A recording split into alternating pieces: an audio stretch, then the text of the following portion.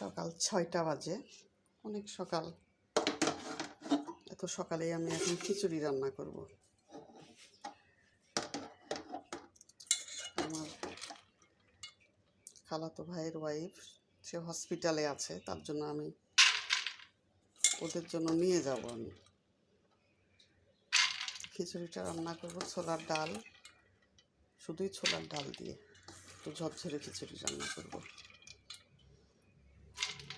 এই জন্য প্রথমে আমি ছোলার ডালটাকে একটু 2টা সিটি দিয়ে নিব, একটু চাউলের সঙ্গে যেন অ্যাডজাস্ট করে।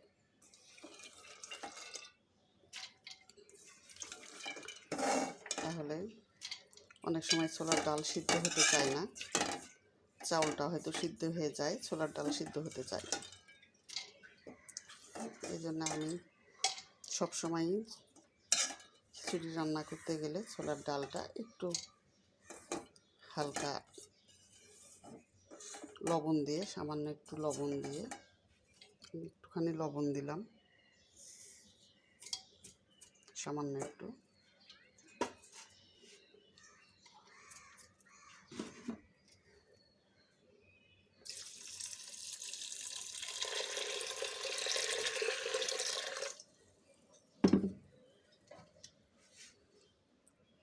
এখন আমি এটা 2টা সিটি দিয়ে নিব।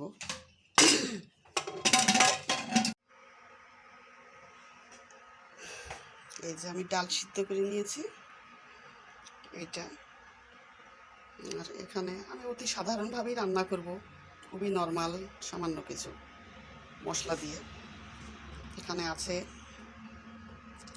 কাটা পেঁয়াজ, কাঁচামরিচ, লবণ, হলুদের গুঁড়া, ধনিয়ার গুঁড়া, আদা রসুন আর জিরা একসঙ্গে আমি বেটে নিই। এটা আছে 3 টেবিল চামচের মতো। আর 2টা তেজপাতা ছোট করে কেটে নিয়েছি। আর 2 চিমটি টেস্টিং সল্ট আমি দিই। এটি চাইলে আপনারা কেউ নাও দিতে পারেন, স্বাস্থ্যের জন্য খুব একটা ভালো না। আর একটু দারুচিনি, 4টা এলাচ আর কয়েকটা লবঙ্গ। আমি চাউল নিয়েছি এখানে 2 কৌটা। আমি সরিষার তেল দিয়ে এই রান্নাটা করব। আর ডালের পানিটা আমি নিয়েছি, ডাল সিদ্ধ করতে যেটুকু পানি হয়েছে একটু, সেটাও আমি নিয়েছি। এটা আমি খিচুড়ির মধ্যে পরে দিয়ে দিব। চুলাটা জ্বালালাম।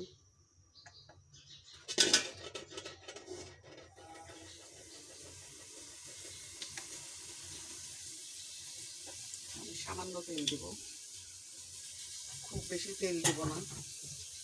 আমি সাধারণভাবে রান্না করব, যেটা সকলের খাওয়ার জন্য উপযোগী। ছোট বড়, অসুস্থ রোগী সবাই যেন খেতে পারে। খুব সামান্যই তেল দিলাম। এই তেলটা গরম হতে দিচ্ছি।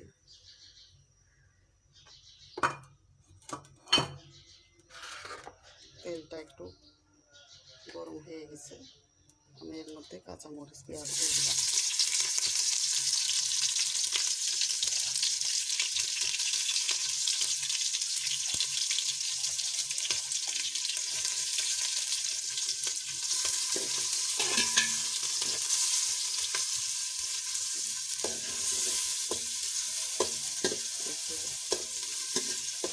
হালকা লাল হওয়া পর্যন্ত আমি লাল করবো, হালকা লাল করবো। খুব স্বাস্থ্যসম্মতভাবে, খুব সাধারণভাবে আমি রান্না করি। আমার রান্নায় এমন কোনো বিশেষত্ব কিছু নাই, খুব সাধারণভাবে রান্না করি, কিন্তু আমার রান্নাকে অনেকে প্রশংসা করে, আমার নিজেরও ভালো লাগে। খুব বেশি ভাজবো না। এর মধ্যে আমি এখন এই বাটা মশলাটুকু দিয়ে দিলাম। বাটা মশলা দেওয়া আছে, নাড়াচাড়া করবো।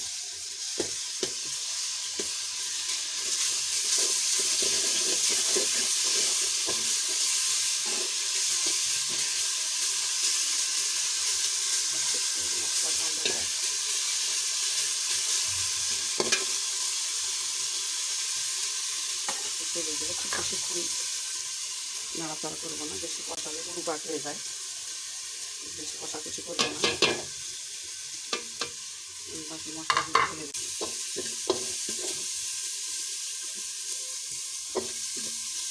বেশি ভাজাভাজি করবো না, আমি আগেই বলেছি।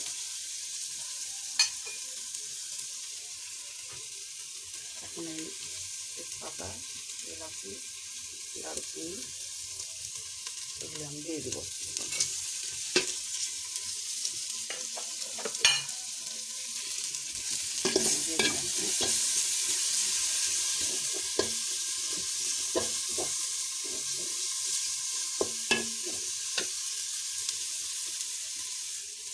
এখন আমি দিয়ে রাখা চাউলটা দিয়ে দিলাম।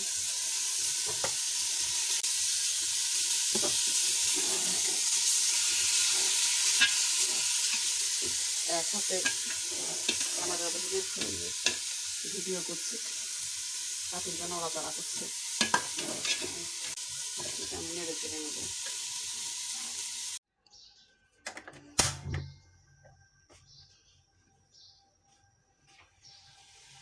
চাউল মশলার সঙ্গে একটু নেড়ে চেড়ে আমি এখন গরম পানি দিচ্ছি। আমি খিচুড়ি গরম পানি দিয়ে রান্না করবো, তাহলে তাড়াতাড়ি হবে। পরিমাণ মতো পানিটা দিয়ে দিলাম।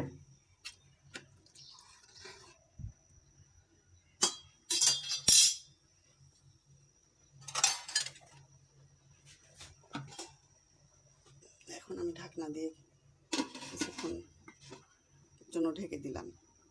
চাইলেই সবসময় সব কিছু একরকম হয় না। আমার ডালটা একটু বেশি সিদ্ধ হয়ে গেছে, এই জন্য আমি একটু পরে এটা অ্যাড করবো চাউলের সঙ্গে।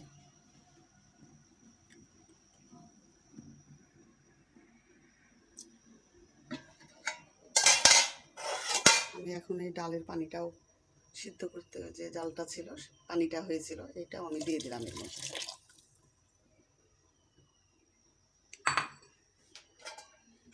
এখন আমি কিছুক্ষণের জন্য ঢেকে দিব। চাউলটা যখন এই পর্যায়ে এসেছে, একটু আধা সিদ্ধ হয়েছে, তখন আমি ডালটা ঢেলে দিচ্ছি।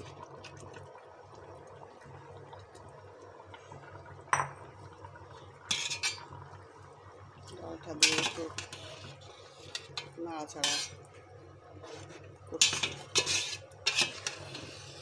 ভালো মতো নেড়ে নিতে হবে। চাউল আর ডাল যেন পুরোপুরি ভালোভাবে মিশে যায়। যাকে বলেছে ডালে চালে খিচুড়ি, এটা আমি ঝরঝরে খিচুড়ি করব। খুব একটা নরমও হবে না, খুব একদম শক্ত হবে তাও না, ঝরঝরে থাকবে।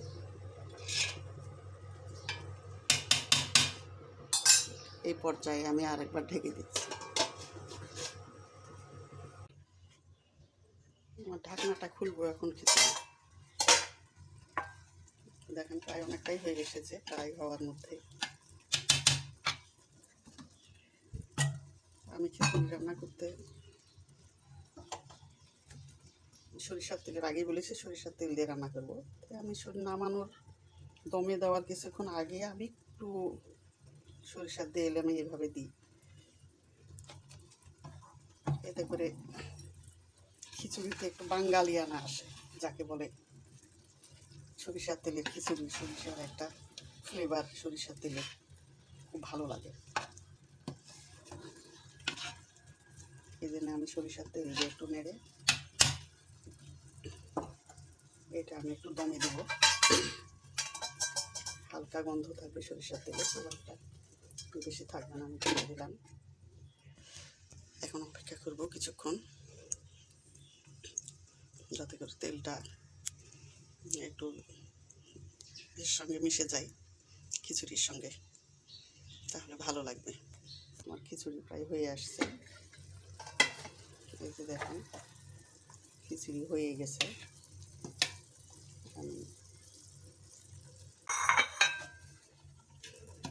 একটু সার্ভ করে দেখাচ্ছি কেমন হয়েছে। সফট এবং ঝরঝরে। খিচুড়িতে সুন্দর একটা সরিষার তেলের ফ্লেভার, অনেক ভালো লাগছে, লোভনীয় একটা সেন্ট আসছে, ভালো লাগছে।